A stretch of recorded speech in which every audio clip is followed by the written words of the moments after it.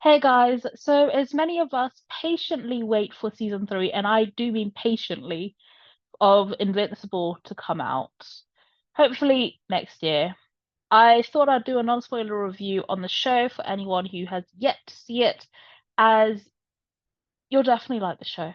If you enjoyed X-Men 97, or even The Boys, I think The Boys probably is a bit more closer to it, but yeah.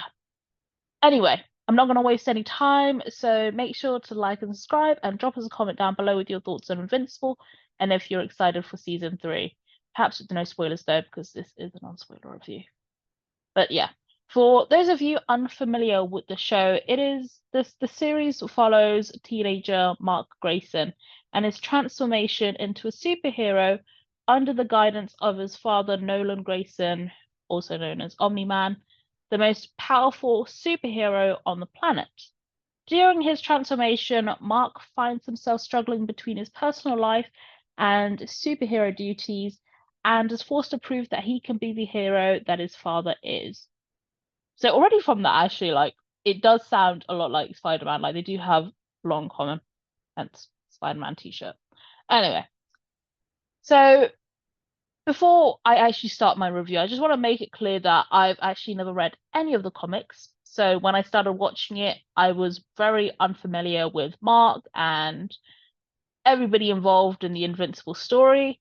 I had heard things though, like really good stuff. I didn't actually even watch any of the trailers or anything. I just went straight into watching the show. And I started watching the show last year after season two, part one came out, as I was just like, I was getting loads of videos on YouTube popping up about it. I was like, it's got to be amazing. You know what? I do like superheroes and stuff. Like that kind of genre is like really my kind of thing. So, I thought I'd give it a go, and I actually ended up binge watching it all, which I think goes to show how well of a show it is. And when I got to the end of season two, part one, I was honestly devastated. Having to wait a while for part two for season two was absolutely painful. But after getting part two, it was absolutely worth it. But yeah, the wait did bring down the hype, I'm not gonna lie. So hopefully they won't do that part one, part two. Like I don't understand why they do that kind of stuff. I mean, I understand why they did it, but it honestly just messes up the whole thing. Anyway, that's just my backstory into watching the show. So what did I like? The show honestly picks up straight away. It doesn't waste time building things up. It does that over the course of the first season and past that.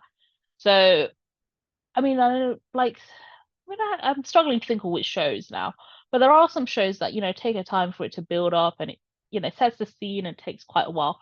But this one was like, bam, it was like instant.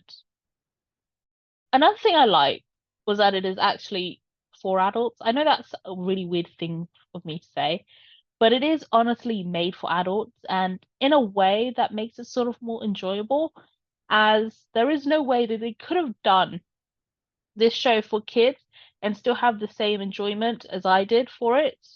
So it's definitely something that had to be done for adults. And, with it being animated as well, like you'd think with how graphical it gets, it wouldn't bother me. But my God, there are parts that are really disturbing. So the animation is really good, and even being animated, it's portrayed in such a way that it would still express like the same emotions you would have whilst watching it with a human cast. So they did a really good job on like making it still bring out the same emotions. Yeah, the show, we go on this journey with Mark whilst, he wants to become a hero, but he finds that it isn't as simple as just that. It's not like, put on a cape and that's it, you're a hero. There's so much more. And, it's very reminiscent of Spider-Man and Peter Parker, like I mentioned at the beginning. So anybody who's a fan of Peter Parker Spider-Man, like this show is probably for you if you don't mind it getting quite graphical, but perhaps you don't mind animated graphical scenes. I don't know. I found out that I did. Who knew? I think for me personally, it's something I'm completely unfamiliar about as well. And so seeing something that's just completely brand new was amazing, and it made it even more interesting. especially with like the strange and interesting powers and stuff that were portrayed. Like for me, I think that's one of the reasons why I enjoy The Boys a lot as well. Because like when I heard like there's a lot of blood and like it's really gory and stuff, I was like, oh god, that sounds like a nightmare for me. But I think the fact that it's this group of characters that I am completely unfamiliar with just made it stand out to me and made me actually want to keep watching it. And that's the same for Invincible as well. Another thing I really enjoy about the show is that it doesn't rush to finish off storylines. It goes at a really good pace. So it's not like, like after 2 episodes, oh yeah, storyline done. It, it keeps it at such a good pace that makes sense whilst also keeping my interest and intrigue and, waiting to see what happens next, especially after season one. The season one ended with a massive cliffhanger. Yeah, for anybody who's, you know, I've heard loads of people are tired of Marvel, DC. I mean, I can't say for DC because I don't watch DC. Marvel, I'm sort of brought back now with Deadpool and Wolverine and X-Men 97. But anyway, for anybody who just needs something different from these two like main comic companies, brands, that's what I meant, then definitely do check this out because it is completely separate from them. Like it's honestly just so good to get immersed in a new world with new characters with different powers and it's still sort of that same comic book genre, but it's very different. But yeah, in terms of the story, I don't want to say too much because, I don't want to spoil it because there is that big storyline that gets set off straight away in episode one, which I didn't see coming, you know.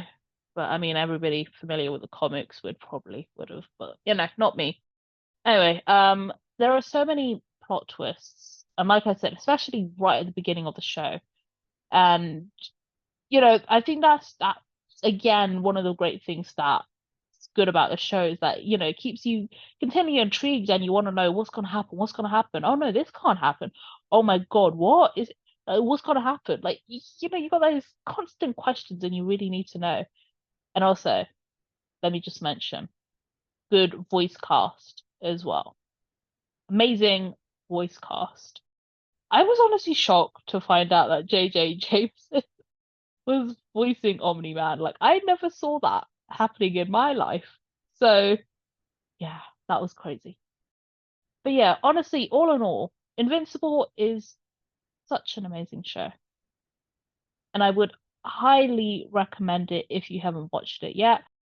Especially because there's no waiting for part one, part two now of season two. So definitely now is a good time to catch up on it and watch it before season three. Hopefully they won't be splitting it up again.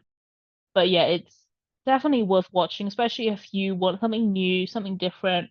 Maybe you've heard about the stories, maybe you've seen some pictures and stuff, maybe that's intrigued you, maybe not.